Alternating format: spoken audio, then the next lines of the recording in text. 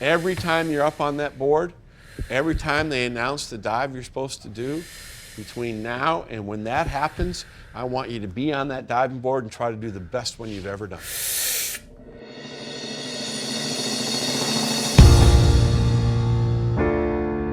Denny Gulia-Janovski.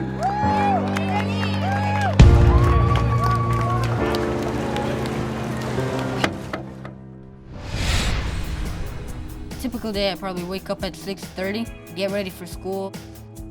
About from 3:30 to 6:30, 7-ish, I practice diving. I just forget about me being tired. I just do what I have to and try to do the best that I can. For me, academics is number one, so school is always first, and then diving. So sometimes I have to stay up pretty late to finish that essay, that homework, and it's tough, but it's possible. So I speak English because I was born here. Both my parents are Russian, so I can speak Russian, and I take Chinese at school for 3 years. And right now, the Chinese are dominating in the business world, so I think that Chinese is very important, and that's why I chose Chinese. My name's Denny, and I like to dive. Меня зовут Даня, я люблю прыгать в воду. 我叫 Denny, 我喜欢跳水.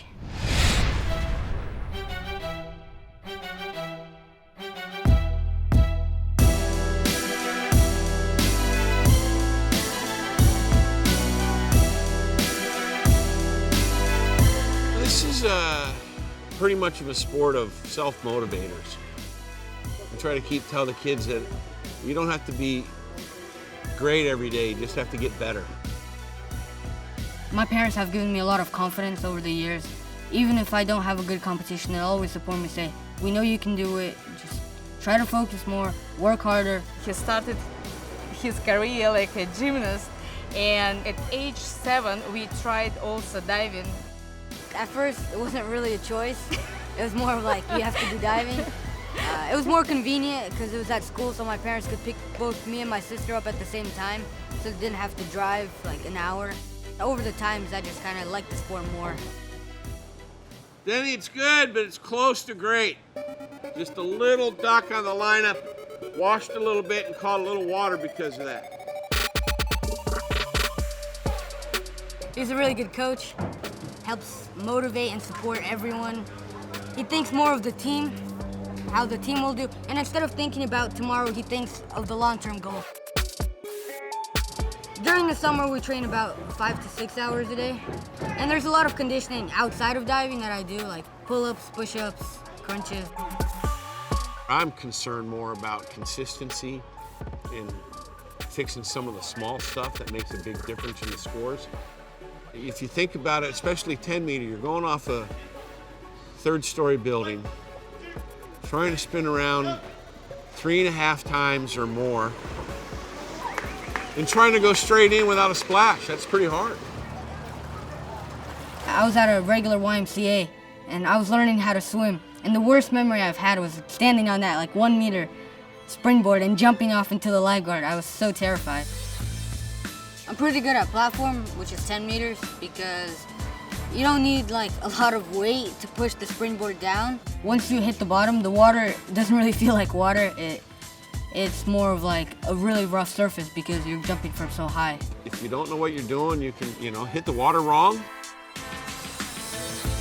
For those of you that haven't experienced smacking or belly flopping, it's like hitting your hand or the concrete. It doesn't give much. Probably the worst smack injury I've ever had was doing a gainer 2.5 off 10 meter, and I kicked a little too late. I kicked straight up and I was at like 3 meter. It hurt a lot, I couldn't really breathe. Hurt to walk for like 10 minutes. Yeah. I don't know how many of you still remember Greg Louganis, but one of our best divers ever in the history of US diving, maybe the world, but hit his head one time on a dive on 10 meter, passed out as he fell to the water, landed flat on his back, and the impact of the water split his skin open. So it can hurt.